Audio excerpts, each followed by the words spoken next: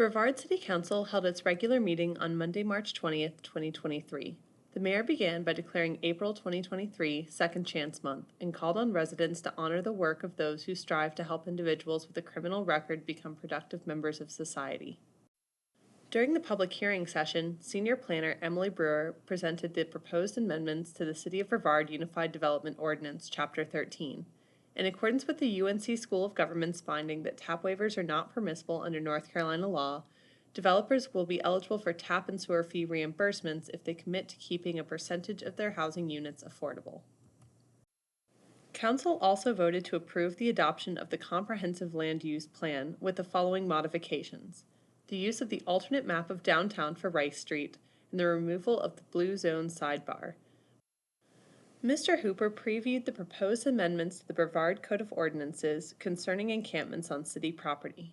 A public hearing on the changes will be held at the Council's next regular meeting.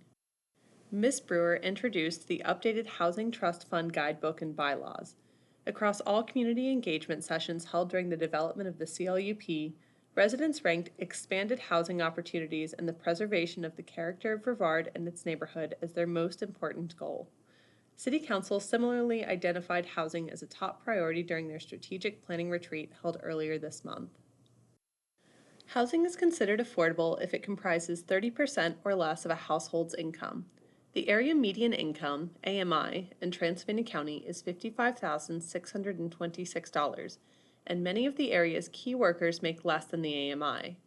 Transylvania County currently faces a shortage of over 600 units of affordable housing and over 250 units of workforce housing. In an effort to generate housing solutions for the area's workers and families, City Council established the Housing Trust Fund as a flexible source of funding. Ms. Brewer noted the ways in which cities are limited in what they can do under North Carolina laws. In response, the city is pursuing legislative changes while also capitalizing on the powers it is authorized to exercise, like expending funds or conveying property to low to moderate income households, those earning 80% or less of the AMI.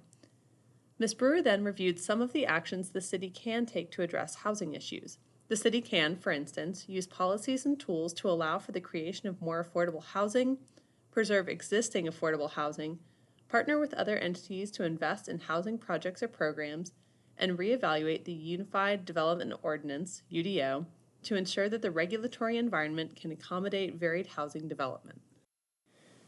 Recent housing accomplishments include joining with community partners and faith organizations like the Brevard Davidson River Presbyterian Church to identify potential sites for new affordable housing, signing a development finance initiative contract to assess the feasibility of affordable and workforce housing on 3 sites and pursue other initiatives, establishing the Short-Term Rental Task Force to assess the prevalence and impact of the short-term rental stock on the local housing market, enabling the Housing Committee to review the funding process and identify new housing initiatives, working with developers to bring affordable housing units to the area, including Fairhaven Meadows, which was granted home funds and low-income housing tax credits to create 60 rental housing units for households earning between 40% and 70% of the AMI, and codifying opportunities for missing middle housing and infill development to relieve some of the pressure on the available housing stock.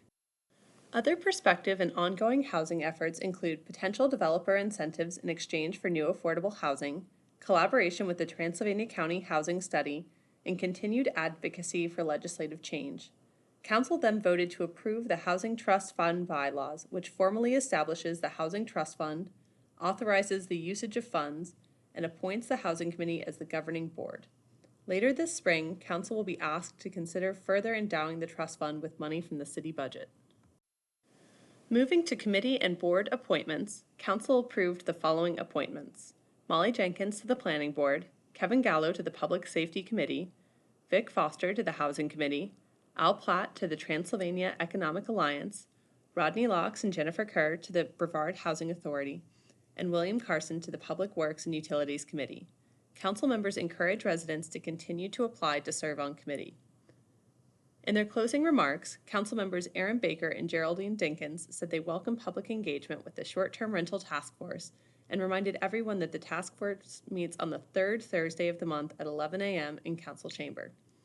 Mr. Baker also acknowledged the impact of the mill closure on the community in Canton and extended his thoughts to the town's residents.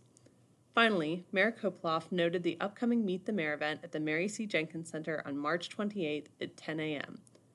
Council has scheduled their annual budget workshop for the evenings of April 3rd and 4th, 2023, and the Council's next regular meeting will be held on April 17th.